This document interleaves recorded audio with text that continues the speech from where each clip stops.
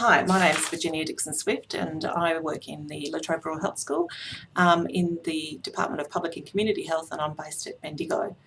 I have been working at this university probably for about 15 years, teaching in a variety of different courses at both postgrad and undergraduate level. I am enrolled in the Graduate Certificate in Higher Education after all this time, and you might ask yourself why I would be doing that after being here so long, and that's a very good question and one I've asked myself a few times in the last couple of weeks. But I've enrolled in this course a number of times. Probably the last time was about 5 years, and before that probably 7 years. And one of the things about being on a regional campus is that it's difficult to get access to subjects in a way that we can actually participate without having to go to Bundoora in order to undertake the classes. So this subject being offered in a blended delivery mode means that it's more accessible to me, and I'm able to participate in this subject at this time. At the moment I am on a research secondment, so I'm not doing a lot of teaching. So I'm spending a couple of years on a nationally funded grant. So I am doing a little bit of teaching, but not a lot. Not very much in the undergraduates at present, but I do a research methods subject in summer school that is a postgraduate course for honours, masters and PhD students. So despite the fact that I don't have a lot to do with undergraduates at the moment, I have a lot of experience in teaching undergraduates across the last 15 years, and I've been around long enough to see curriculum changes implemented. I've also seen different ways of teaching, the advent of technology, the lecture tutorial system sort of changing a lot, and I've been here long enough to see the implementation of the core first year in health science and the changes that have come with that. I've also, I was a head of department, I'm not a head of department at the moment, so I also have a lot to do with a range of different staff and a number of committees throughout the university. So I think I have a pretty good handle on, where La Trobe is going with its current teaching and learning plan.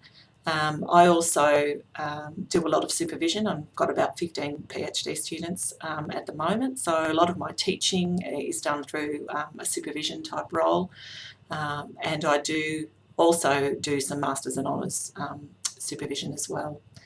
I'm also a mum. I have two daughters who go to two different universities, one at Melbourne and one at Deakin, so I've really got the luxury, I think, of drawing on their experiences as well, and looking at some of the comparisons between what they do at their universities and what we do at La Trobe. And there are a lot of similarities, obviously, and there's also a lot of differences. The other thing I know, having two daughters that are at university, is a lot about the way that young people think, because I can draw on their experiences, which is often a source of frustration for me. They don't like to read, they don't like to go to lectures. They don't really like lectures at all. They'd prefer to stay home, perhaps in their beds, and do their learning in that way. And I think that, we do have a different type of environment for young people. I call them the instant gratification generation. So everything has to happen now, and it has to happen in quick time. And they don't like to do a lot of reading on which to form their opinions. They just want things delivered in a way that they can use them and fit it into their very busy lives. And hopefully somewhere along the way some learning will happen. Also, having said that, I'm drawing on the papers as we were asked to do for this assessment of Ramsden and Barnett, and also my own experience in teaching and learning.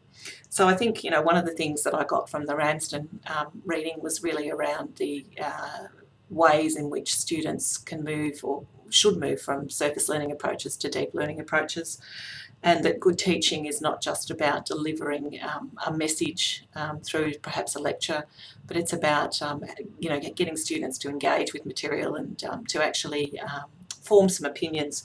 And with the changes in the curriculum that have happened in recent times in health science, that's really what it's been designed to do. So we've moved away from those big lectures, 1 hour lecture and then a 2 hour tutorial, which is a very didactic style of teaching where we deliver material and we expect the students to somehow absorb it and then regurgitate it in a tutorial, in a question answer type of situation.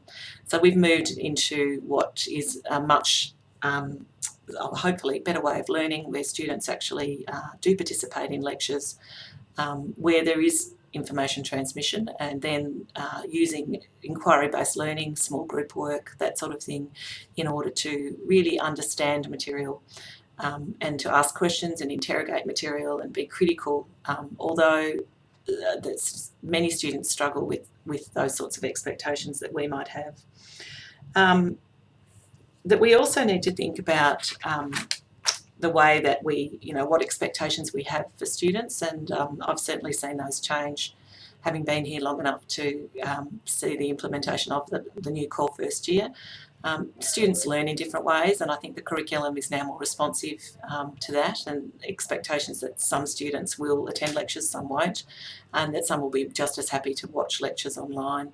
And we cannot say that that's not a lesser or a not as good an experience, and it's not going to assist them to learn, because in actual fact, if we allow students to learn in the ways that suit them, sometimes they'll do better.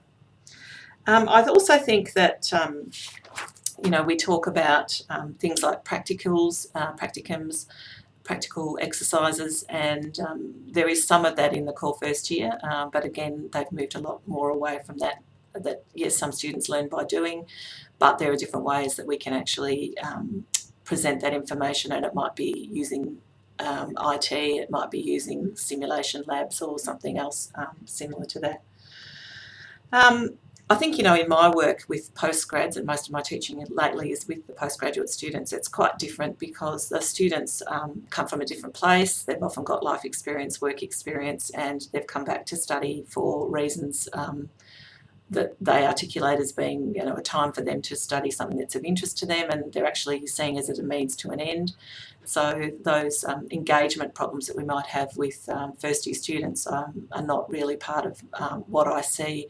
The students are keen to read, they're keen to learn, and their ability to be critical and bring together or synthesise material into an understanding is actually quite good. So as I said before, I don't have a lot to do with undergraduates these days, but I certainly have a lot to do with staff that teach undergraduates, students. So I think also when we look at the changes in IT, there's been a lot of people who think that that's a bad thing, and that students, aren't getting the same sort of experience that they used to, and that students would much prefer to have face-to-face contact. And look, certainly some students would say that, and we do get that on our teaching evaluations. I want a face-to-face person, and I do teach subjects that are fully online, I teach subjects that are blended, and I teach face-to-face.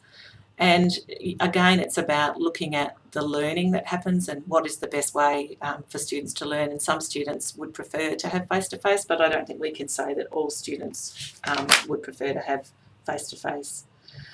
And I think that one of the points that Ramsden makes in his chapter is about how teaching is a conversation, and in a conversation, listening and talking are equally important. And I think that that's, in my experience, students, when they sit around in small groups and they listen and they talk and they share ideas and they bounce things off each other, that the value of that is often underestimated, and that just talking about your ideas around a particular topic can really help you to understand and to actually learn. Looking at the paper by Barnett, and we're asked to consider the super complex nature of the university, and I certainly think that having listened to the VC on his talk this morning, he certainly used words like marketisation, globalisation and corporatisation of the universities in the way that La Trobe is repositioning itself for those challenges. So yes, we are in a super complex world, in a globalised world, and that brings with it a whole range of challenges, some of them new and some of them that have been around for a long time. We're looking at staff and looking at things like KPIs, key performance indicators, workload management systems, and things that have often been part of the corporate world. And I have also worked for 15 years in the corporate world, and I'm seeing, the changes in the university are much more aligned with what's happening in the corporate world as well. He asked the question, what are the responsibilities of the universities into the 21st century? You know, is it about knowledge transfer, and can we just hide behind just transmitting information to people, which is similar to what Ramsden says? And the answer is probably no. We need to be much more critical around that.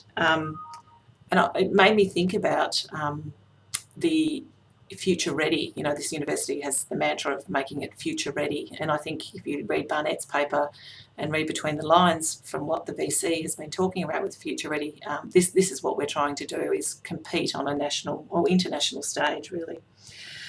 We need a university that can face the future, which is another line from the VC in his presentation today. And, you know, when you consider what Barnett says, you know, how does that happen? You know, what changes are we going to actually see in teaching and learning in order for us to do that? You know, Barnett asked the question, like, what is the role of the university in knowledge production? You know, who is going to be part of that as we go forward into the future? Should we be equipping students with skills for the workplace? You know, is it about knowledge transformations? Barnett talks about using words like chaos, turbulence, unpredictability, uncertainty, and contestability. And I think, you know, at La Trobe at the present time, that certainly fits very nicely with the way that things are going for us. It is an uncertain time, but at the same time, uncertainty also brings opportunity, and I think, you know, we have some opportunities here to have a look at curriculum, have a look at the way that we teach and the way that students learn, and perhaps come out the other end with some new and innovative ideas. And certainly, you know, for me at this stage in my career, doing a course like this will hopefully give me some ideas of how we can actually make things a little bit different into the future. I think that's probably enough. I'm not sure what the expectations are for how long this needs to be, but I'm sure we'll follow this up with conversations in the classes later in the week. Thanks.